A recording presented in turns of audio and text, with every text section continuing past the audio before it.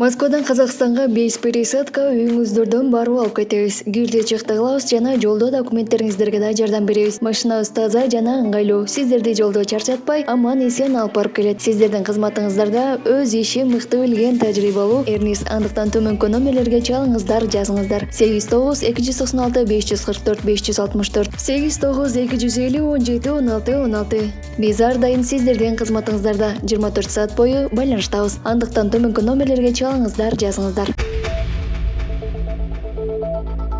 Иран Оган чегарасында кагылышуу болду. Каза болгондор бар. Иран менен Ауганстандын ортосундагы чегара бекетинин жанындагы атышуудан 2 ирандык чегарачы жана 1 талип согушкери набыт болду.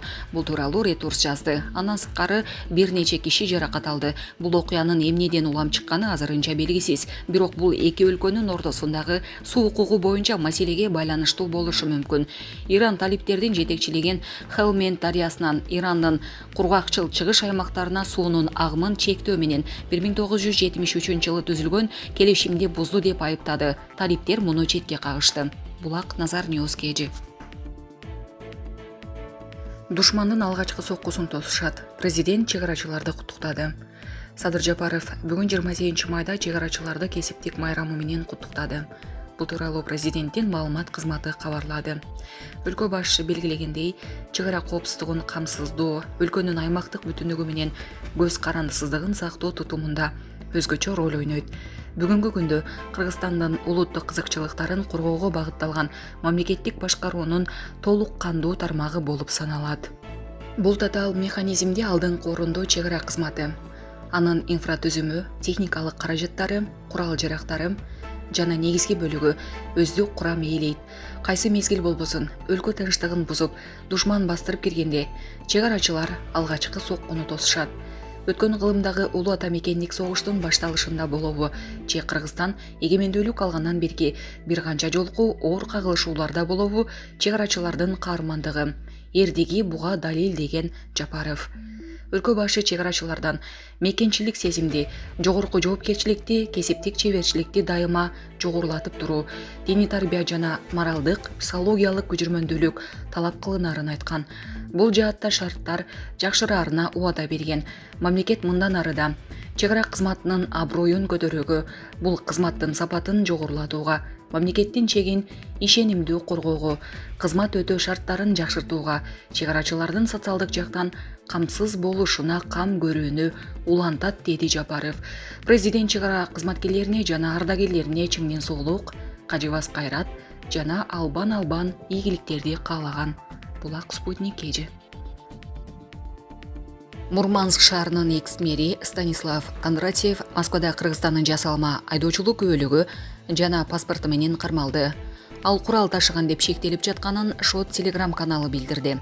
Экс-чиновниктен травматикалык тапанча, 3 бычак, ок өтпөс жилет табылган. Полиция Станислав Кондратьевге курал эмне үчүн керек болгонун жана кандай максатта жасалма документтерди жасаганын аныктайт. Булак Сереп KG. Кулкеева РФтеги эмгек мигранттарын жеңил акчага азгырылбоого чакырабыз. Россияда кылмыштуулук боюнча КМШ мамлекеттеринен барган мигранттар арасында Кыргызстан 3-чү орунда турат. Албетте сүйүнө турган көрсөткүч эмес. Бул тууралуу Айымкан Кулкеева Спутник Кыргызстан радиосуна маек куруп жатып билдирди.